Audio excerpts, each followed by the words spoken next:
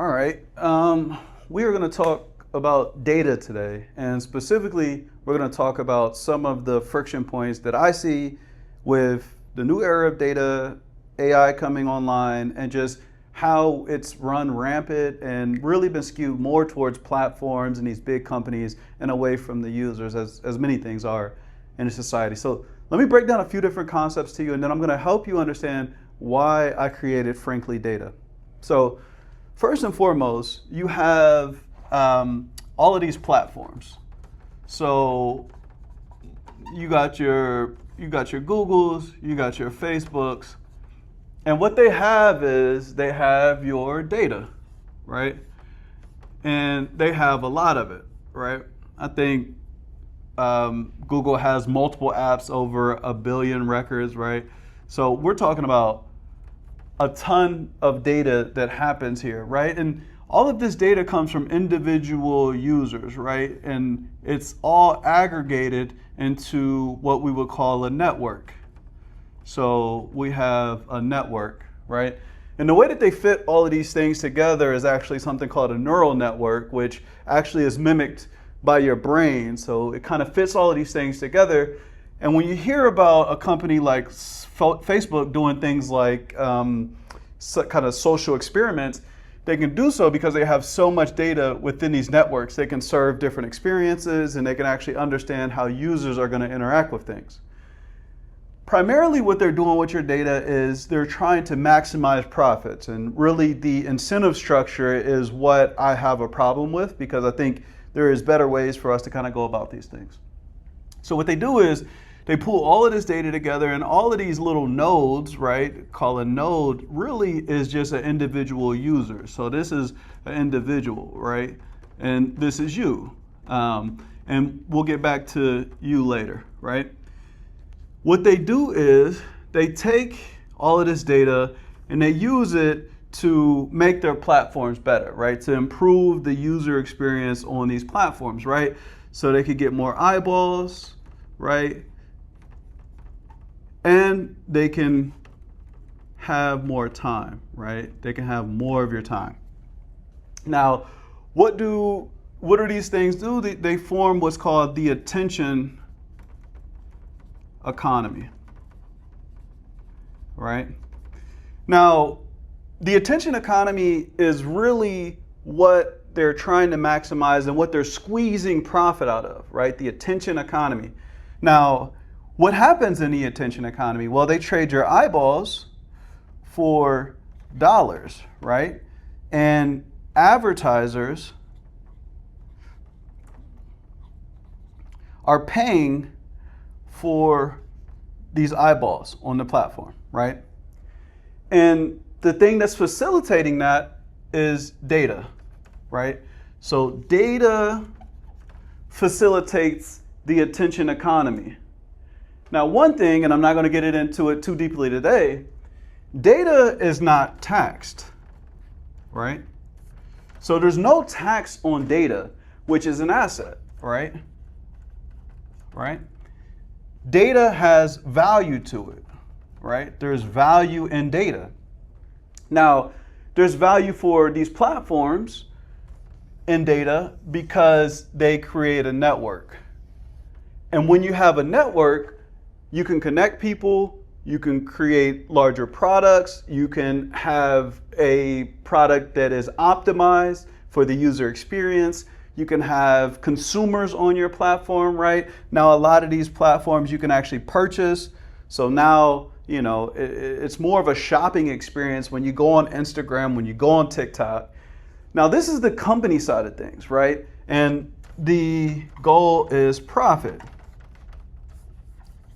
Now, I don't think that all of these companies are bad or all of these things are negative. I enjoy a lot of Google's products. I go back and forth, but there are good things that Facebook does. I think it does release oxytocin for people. I think that that is a good thing. It connects communities. But I do think that there's a lot of negative consequences that we should be able to offset if we did something like taxing the data. But we're not going to get into that today. Maybe another day. What I want to move over to is the fact that if we can all agree that data has value, right? If we can all agree that data has value, then I would ask you the question, how do we value data? And what value does it have to you? For a company, it's used to be able to optimize their platform, to be able to get more eyeballs, to be able to profit from the attention economy, right? But where is the value for you as the individual? You as an individual, you interact with all these platforms, right? So we're going from the inverse side of things. So you have your IG account, right? You have your Facebook account. You have your Spotify, right? You have Google Health, if you have a Fitbit, right? All of these things are data about you. Now, where does that data live? Right? Do you own that data? Well, what if Instagram went away tomorrow? Where would you, how do you get to that data? How do you know what post you put up in 2015? What if Spotify went away tomorrow? How would you know what you played in 2016, right? A year where a lot of amazing music came out. So how do you get value from data? That's the question. And when you pay your subscription, because for all of these platforms, you're paying a subscription, right? And that subscription is actually allowing for you to lease your data, right? This is your data.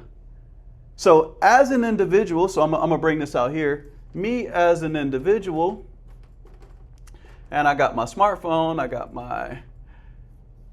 my computer, I got smart devices in the home, right? I might have a smart scale, whatever I have, right? I might have a wearable device.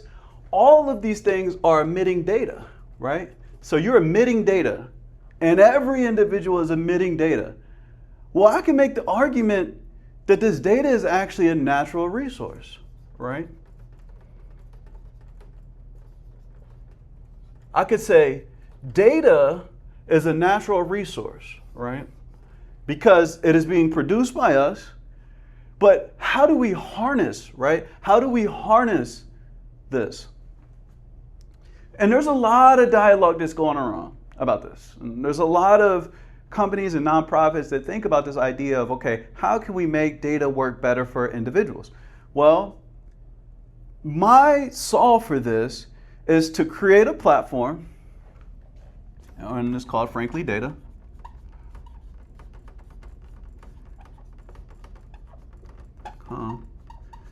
Where you, as an individual, and many of these companies don't make it easy to get your data.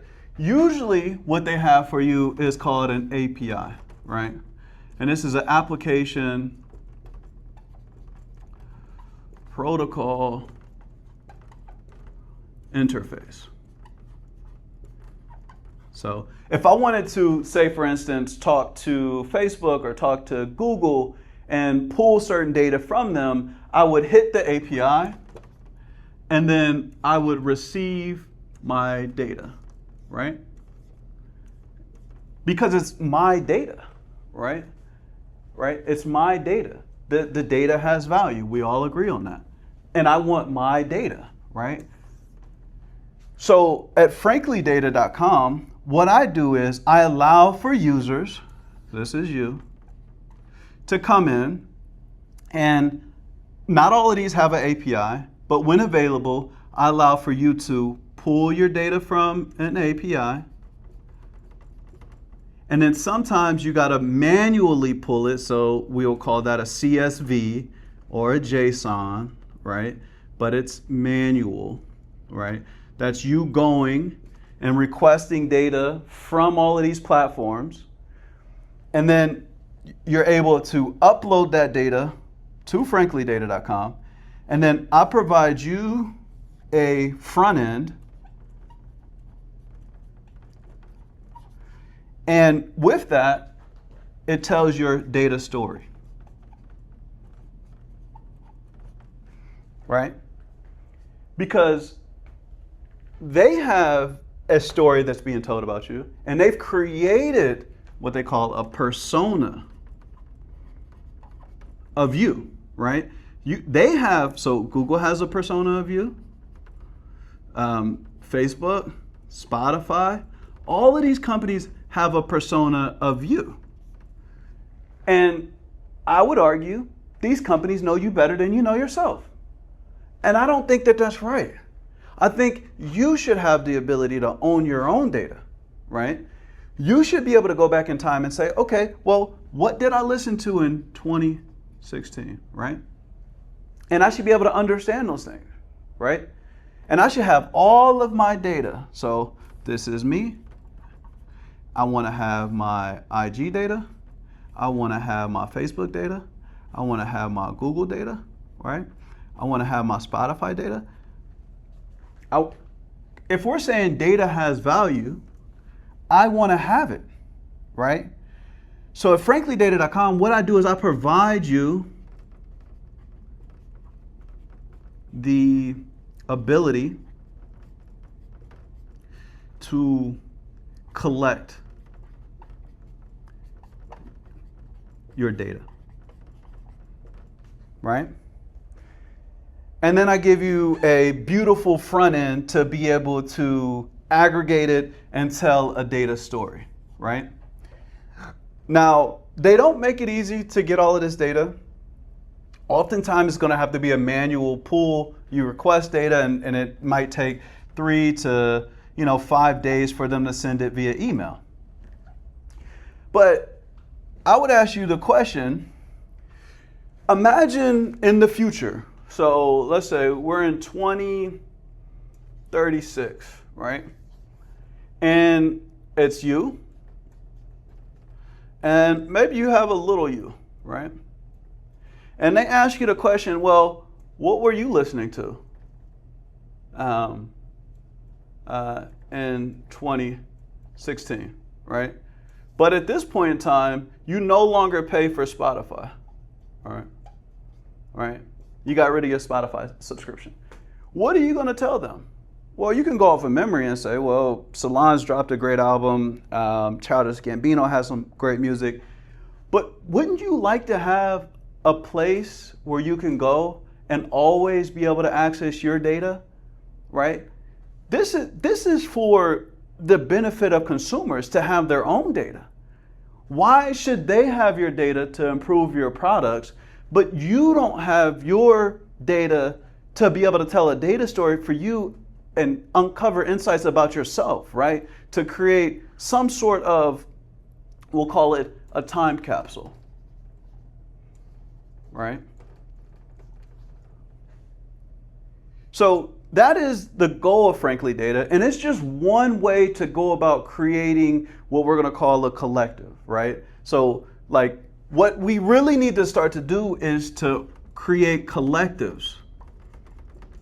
And like collective action is really going to be the thing that we need to drive at to be able to actually have some leverage over these large companies. So even when we think about something like data centers, at this point in time, when we have leverage, we should actually start to say, okay, well, what do we want out of these companies that are having their data in data centers, right? Because what they're doing is they're taking your data, all of this data, and they're writing these databases. There's a physical version of your data that sits somewhere in a data center, right? So you can think about this persona and all of your listing history sitting on some data center out in the middle of Iowa, right? And they're writing it to a disk, right? There's a physical version of your data sitting somewhere in a data center. And if data is a natural resource, and we all agree that data has value, why shouldn't we have some say over how our data is being used and our ability to access data, right? Why do I pay a subscription? I pay a subscription. And I'm leasing data,